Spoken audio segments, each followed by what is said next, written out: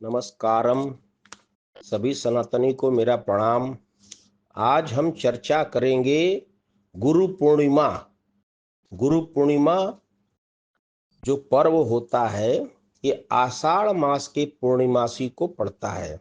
आषाढ़ मास जो है ये अपने हिंदू कैलेंडर हिंदू पंचांग के अनुसार चैत, वैशाख, जेठ, आषाढ़ ये हिंदू कैलेंडर का हिंदू पंचांग का चौथा महीना होता है। इसको गुरु पूर्णिमा भी, व्यास पूर्णिमा, वेद पूर्णिमा सभी कहते हैं। अब गुरु पूर्णिमा का हम थोड़ा शब्द विच्छेद करके समझने की कोशिश करते हैं। अगर हम इसको शब्दों में संधि विच्छेद करें तो गुरु पूर्णिमा क्या होगा? गुरु प्लस पूर्ण प्लस माँ, अर्थात सर्वप्रथम माँ ही पूर्ण गुरु है, तत्पश्चात गुरु ही पूर्ण माँ है।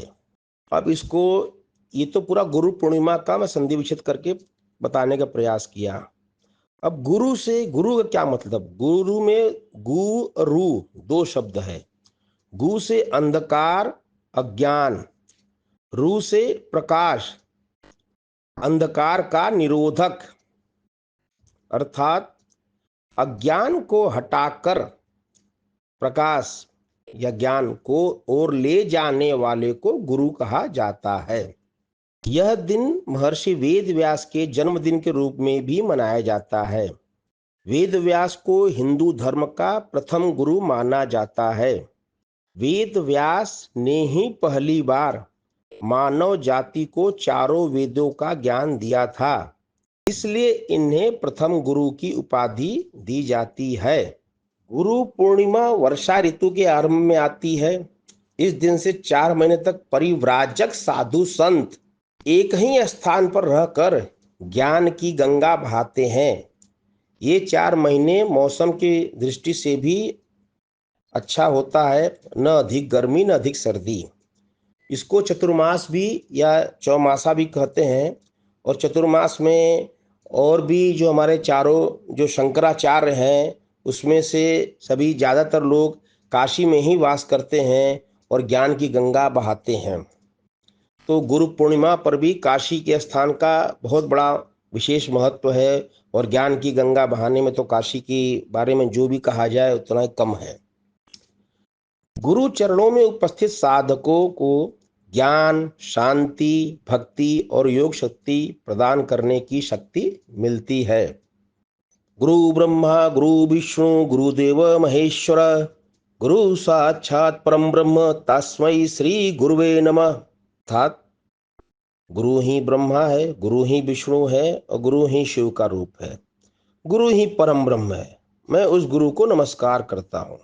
हिंदू सनातन शास्त्र के अनुसार इस तिथि पर, इस डेट पर, आषाढ़ पूर्णिमा पर परम शिव परमेश्वर शिव ने दक्षिणामूर्ति का रूप धारण कर लिया और ब्रह्मा के 7 मानस पुत्र, जिसे हम सप्तऋषि कहते हैं, को उनको दीक्षित किया या वेदों का अंतिम ज्ञान प्रदान किया। दीक्षा देना जैसे कहते हैं, गुरु मंत्र, गुरु दीक्षा, आप जो भी कह सकते हैं। तो वो 7 मानस पुत्र ब्रह्मा के जो थे उन्हीं को हम सप्तऋषि कहते हैं।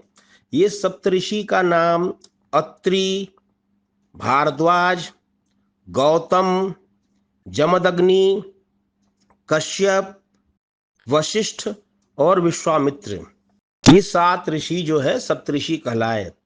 मैं अपने पहले भी एपिसोड में बोल चुका हूँ, कश्यप ऋषि के नाम से ही काशी का नाम पड़ा है। तो कश्यप ऋषि यहीं पर थे, यहीं पर बहुत ज्यादा तपस्या किए, उससे भी काशी नाम पड़ा है। यह दिन महाभारत के रचयिता जो आपका वेद व्यास है, जो मध्यकालीन में हुआ था, इनका कृष्ण द्वैपायन व्यास का जन्मदिन भी है। ये इनका जन्मदिन जो है द्वापर और त्रेता युग के मध्यकालीन में हुआ था। अब इनका नाम भी देखिए, व्यास का जो हम वेद व्यास बोलते हैं, इनका नाम में 3 नाम है। कृष्ण द्वैपायन व्यास। कृष्ण चूंकि ये श्याम वर्ण के पैदा हुए थे इसलिए कृष्ण पड़ा।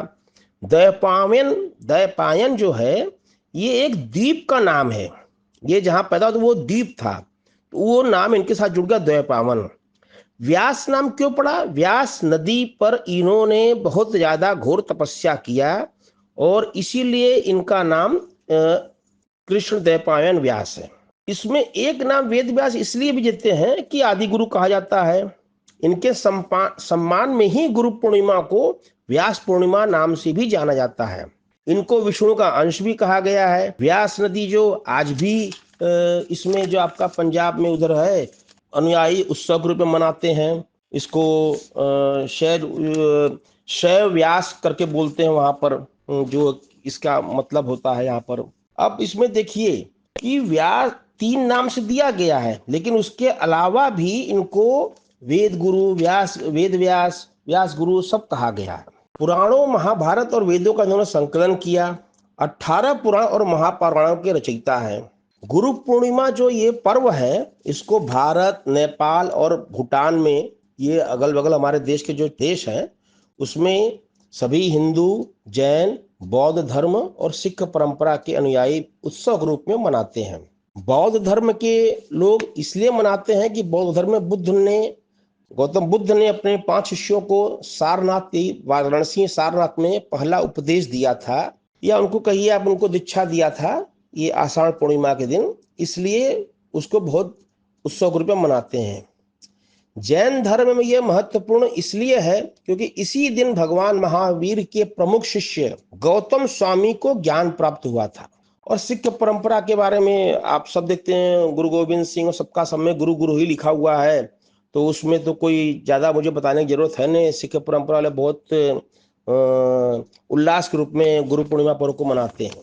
इसमें देखिए गुरु की कितनी महिमा बताई गई है। गुरु बिन ज्ञान नहीं, जीवन में मान नहीं। गुरु वह दीपक है जो हर ज्ञान को मिटा दे। गुरु वह मार्गदर्शक जो सही राह दिखाते हैं। कबीरदास भी इसके लिए बहुत ज्यादा बोले हैं, गुरु कुम्हार शिष्य कुंभ है, घड़ी घड़ी काढ़े खोट। फिर भी बोलते हैं गुरु समान दाता नहीं, याचक शिष्य समान। और भी कबीरदास बोलते हैं, गुरु गोविंद दो खड़े काके लागे पाए, बलिहारी गुरु आपने गोविंद दियो बताए। तो बहुत ही ज्यादा गुरु पूर्णिमा के महत्व के बारे में हर जगह लिखा गया है कि जैसी भक्ति आवश्यकता देवता के लिए है, वैसे ही गुरु के लिए होनी चाहिए, और गुरु के लिए भी हो। बल्कि सदगुरु की कृपा से ईश्वर का साक्षात्कार भी संभव है। गुरु की कृपा के अभाव में कुछ भी संभव नहीं है। यह दिन गुरु के प्रति सम्मान, कृतज्ञता व्यक्त करने का दिन, और यह उन सभी शिक्षकों और मार्गदर्शकों को समर्पित है जिन्होंने हमें ज्ञान और मार्गदर्शन दिया है। गुरु पूर्णिमा पर जल से भरा मिट्टी का घड़ा, अनाज, फल, वस्त्र, सफेद चीजें जैसे मिठाई और वस्त्र का दान करने का विशेष महत्व है। और गुरु पूर्णिमा पर जो मेरे पिताजी, जो मेरे गुरु भी थे, उन्होंने एक परंपरा शुरू किया था और आज भी निभाया जाता है हमारे मंदिर में, हमारे गुरु दरबार में, दरिद्र नारायण भोजन। उन्होंने दरिद्र नारायण का शब्द इस्तेमाल किया सब जगह, दरिद्र नारायण। सोचिए, दरिद्र को भी उन्होंने, मेरे गुरु ने, मेरे पिताजी ने नारायण रूप में देखा। तो गुरु पूर्णिमा पर विशेष रूप से भंडारा चलता है, उत्सव रूप में मनाते हैं, और जितने पूरे बाहर बैठा करके सभी दरिद्र को भोजन करा जाता है, उनको फल फूल मीठा सब दिया जाता है।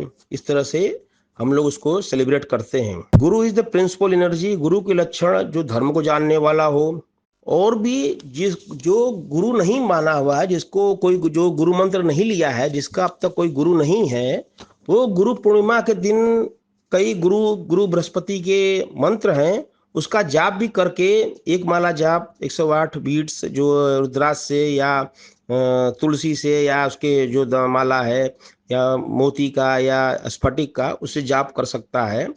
मैं उस मंत्रों का उच्चारण कर रहा हूँ और आप उसको जाप कर सकते हैं। जो वैदिक मंत्र है, ओम अंगिरसाय विद्महे दिव्यदेहाय धीमहि तन्नो जीव प्रचोदयात्, आप इस मंत्र से भी जाप कर सकते हैं।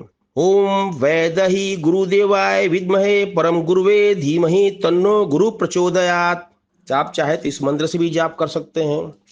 ओम परम तत्वाय नारायणाय गुरुवेभ्यो नमः, चाहे आप इस मंत्र से भी जाप कर सकते हैं। तांत्रिक मंत्र भी है, ओम गोम गुरुभ्यो नमः, इससे भी कर सकते हैं। ओम ग्राम ग्रीम ग्रोम स गुरुवे नमः, इससे भी कर सकते हैं आप। सबसे सिंपलेस्ट 3 शब्दों का मंत्र है ओम गुरुभ्यो नमः। अब गुरु पूर्णिमा के बारे में, गुरु शिष्य की परंपरा बहुत पुरानी, आज की तो है नहीं। और इसमें सबसे अच्छा आज के ज़माने में, कलयुग में, या इस ग्लोबल सिनेरियो में, ग्लोबल कम्युनिटी लाइफ में, हम कृष्ण और अर्जुन के गुरु शिष्य का सबसे अच्छे तरह से दार्शनिक समझ सकते हैं। कृष्ण और अर्जुन, अर्जुन ने कृष्ण को अपना गुरु बनाया, और ये गुरु शिष्य का परंपरा बहुत ही साक्षात्कार अच्छी तरह से गीता का उपदेश देकर के कृष्ण ने समझाया अर्जुन को। कृष्ण के गुरु कौन थे? कृष्ण जो है, महर्षि सांदीपनि से कृष्ण और बलराम सुदामा तीनों लोगों ने शिक्षा ली और 64 कलाओं की शिक्षा ली। और उसके बदले में भगवान श्री कृष्ण ने अपने गुरु दक्षिणा देने के मतलब श्री कृष्ण ने यमराज से अपने गुरु पुत्र पुनर्दत्त को, महर्षि संदीपनी के पुत्र पुनर्दत्त को वापस लाकर गुरु दक्षिणा का कर्ज चुकाया। तो इससे अच्छा आपको इस कलयुग में गुरु पूर्णिमा के रूप में नहीं देख सकते हैं। अब मैं यहाँ एक शब्द का बहुत ज्यादा चर्चा करना चाहता हूँ कि हम आज के जमाने में क्या देखते हैं। अपने हर शहर में, हर जगह, हर तहसील में गुरु बड़े बड़े सिंहासन में बैठे होते हैं। उनके शिष्य या उनके जो कहिए साधक कहिए, भक्त कहिए, आकर उनका चरण स्पर्श करते हैं और उनको माला फूल चढ़ाते हैं और वो गुरु से आशीर्वाद लेते हैं। क्या आज के जमाने में सिर्फ ऐसे ही गुरु की ही जरूरत है? आप मेरे बातों पर जरा विचार कीजिएगा। आज हमें कृष्ण जैसा गुरु नहीं चाहिए। कृष्ण अर्जुन के सारथी थे, अर्जुन का रथ चलाए थे। तो क्या आज के जमाने में हमें हमारा गुरु एज ए ड्राइवर नहीं चाहिए जो हमारी गाड़ी को चला सके? यहाँ मैं ड्राइवर शब्द इस्तेमाल नहीं करो कि हमारी कार में गुरु चलाए, हम पीछे बैठे रहे। मेरा कहने का ये मतलब नहीं। ड्राइवर से मतलब ड्राइविंग सीट पर, हमारे लाइफ के ड्राइविंग सीट पर। इतना ग्लोबल स्ट्रेस है हर इंडिविजुअल के। आफ्टर कोविड हर घर में बीमारी बढ़ गई है। इस तरह की समस्याओं के लिए हम जिसको अपना गुरु मानते हैं, गुरु में ये सब क्वालिटी होना चाहिए ना, कि वो सहायक हो, वो सारथी हो, वो एज ए बेस्ट काउंसलर हो, मोटिवेटर हो, न कि केवल सिंहासन में बैठ करके ऐसे हाथ उठाकर आशीर्वाद दे। ये इस समय की डिमांड है। मैं सभी गुरुओं से विनम्र अनुरोध करता हूँ, विशेष अपील करता हूँ कि आज के आप अपने भक्तों को एज ए सारथी, as a counsellor, as a सहायक भी आप उसको रास्ता दिखाएं। केवल मंत्रों से रास्ता ठीक है, आप उसको धार्मिक स्थल और अपना उसको साधना पूर्व उसको गुरुत्व सब शब्द सिखा रहे हैं, लेकिन इसके साथ समाज में जितनी परेशानियां, मेंटल प्रॉब्लम है, मेंटल स्ट्रेस है हर इंडिविजुअल के पास, उसके लिए ये सब क्वालिटी भी गुरु के अंदर होना चाहिए। अब मैं एक तंत्र साधना में, चूंकि हम बटुक भैरव से बिलोंग करते हैं, तो तंत्र साधना में गुरु के अलावा जो और गुरु कहा जाता है वो है परम गुरु, परात्पर गुरु, परमेष्ठी गुरु। अब देखिए कितनी गुरु परंपरा है। आप जैसे जो भी किसी भी मठ में आप जाएंगे जहां आपके गुरु लोगों का, जैसे अघोर पीठ का है या जितने संप्रदाय का है, तो आप उनके यहाँ जाके देखिए तो उनके गुरु, फिर उनके गुरु के गुरु सबका फोटो बड़ा बड़ा लगा होगा।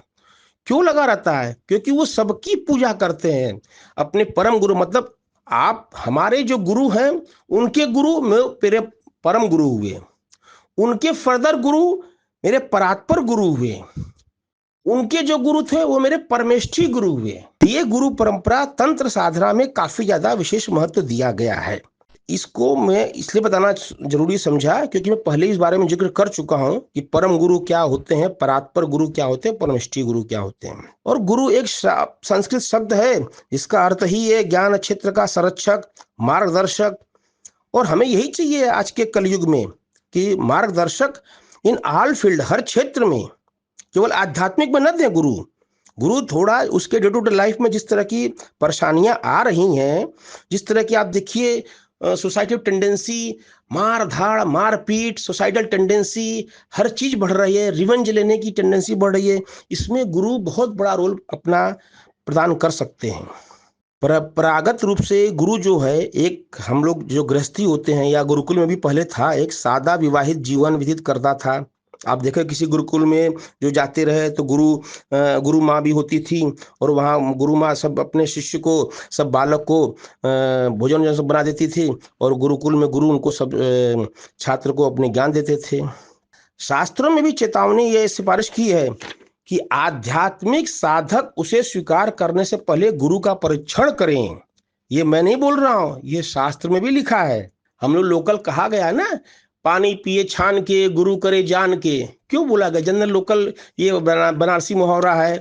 तो गुरु करे जान के मतलब आप गुरु बनाने से पहले बहुत अच्छी तरह से आप उनका परीक्षण करें। स्वामी विवेकानंद ने भी कहा है। अब सोचिए, स्वामी विवेकानंद कब, आज करीब कितना 90 साल की 100 साल कितना हो रहा है, 1930-40 कितना, सोचिए। उन्होंने भी कहा था कई अयोग्य गुरु हैं, तो सोचिए आज कितने ज्यादा होंगे।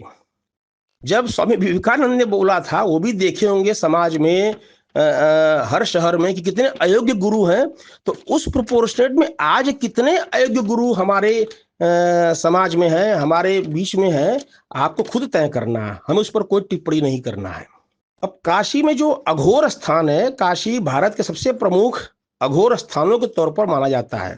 ये 2 जगह अघोर स्थान है पूरे भारत में, या आप दुनिया भी कह सकते हैं। पहला स्थान ये जो काशी का है, जो शिव की नगरी के कारण ये है अघोर स्थान माना गया है। दूसरा गुजरात के जूनागढ़, गुजरात के जूनागढ़ का जो गिरनार पर्वत है, वो भी एक महत्वपूर्ण स्थान है अघोर जो अपना अवधूत परंपरा के लिए। यहाँ तो काशी में कीनाराम सबसे पहले अघोरी, हम सब जानते हैं, पहले भी इनका जिक्र कर चुका हूँ। और जूनागढ़ का जो था वो अवधूत भगवान दत्तात्रेय के तपस्या स्थल के रूप में जाना जाता है। दत्तात्रेय देखिए 26 गुरु बने थे। दत्तात्रेय के बारे में क्यों आप हम इतना पूजा करते हैं, दत्तात्रेय जगह भी, कई जगह यहाँ बनारस में भी काफी उनके वो अनुयायी हैं। तो ये जूनागढ़ दत्तात्रेय के तपस्या स्थल के रूप में जाना जाता है। अघोर शब्द भी, हम अघोर शब्द सुन के बहुत डर जाते हैं या परेशान हो जाते हैं, अरे अघोर अघोर, बट मूलतः ये शब्द आप जोड़िए 2 शब्दों से बना है। क्या है? अ और घोर, उसी से अघोर बना है। इसका अर्थ है कि जो कि घोर न हो, मतलब अघोर मतलब घोर न हो, अर्थात बहुत ही सहज और सरल हो, मतलब बहुत सिंपल हो। अब देखिए अघोर का मतलब ये है, लेकिन हम जनरल लोग क्या डर जाते हैं, अघोरी है, अघोर है, जबकि इसका शाब्दिक मीनिंग कितना सिंपल है कि घोर न हो। मतलब घोर सब समझ सकते हैं, जो हम बोलते हैं अघोर, यार बहुत घोर है ये। अघोर पंथ के प्रणेता भी शिव ही माने जाते हैं। अघोर पंथ जो शुरू हुआ है, दत्तात्रेय का, के बारे में हम कभी और चर्चा करेंगे। भगवान दत्तात्रेय को भी अघोर शास्त्र का गुरु माना जाता है और उनको शिव का अवतारी माना गया है। तो इस तरह से आप दत्तात्रेय के बारे में आप समझ सकते हैं कि वो अघोर परंपरा को शुरू किए हैं।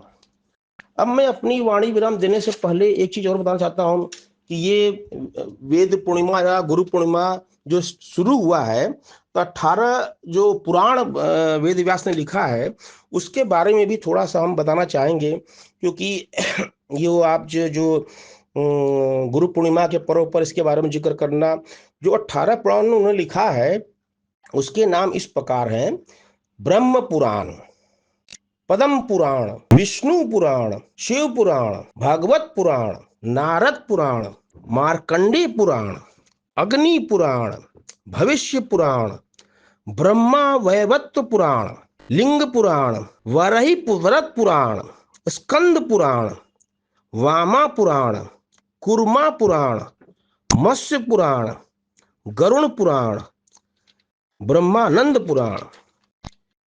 अब देखिए इतने ये इन्होंने लिखा है आपके वेद व्यास। इसी में जो है आपका स्कंद पुराण, स्कंद पुराण में ही सारा चीजें, जो काशी खंड आता है, जो आपका स्कंद पुराण 7 डिवीजन में है, जिसको मैं पहले भी बता चुका हूं। इसी में काशी खंड, उसमें स्कंद पुराण सबसे बड़ा है, लॉन्गेस्ट जो है, सबसे बड़ा स्कंद पुराण है।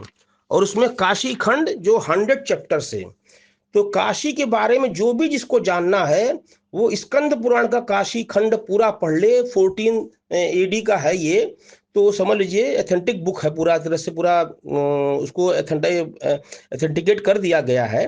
तो किसी भी साधक को, किसी भी डिवोटीज को, जो जितने बरगला रहे हैं सोशल मीडिया में, इन्फ्लुएंसर, यूट्यूबर, सबकी आप आधे ज्यादा सब झूठ बोलते हैं हर चीज के बारे में, अपने धर्म के बारे में। मैं किसी का नाम लेना चाहता हूं, आप सभी से मेरा विनम्र निवेदन है कि आप काशी खंड का जितने भी जो चीजों के बारे में 100 चैप्टर है, just imagine 100 chapters in only Kashi Khand. More than 12,000 shlokas.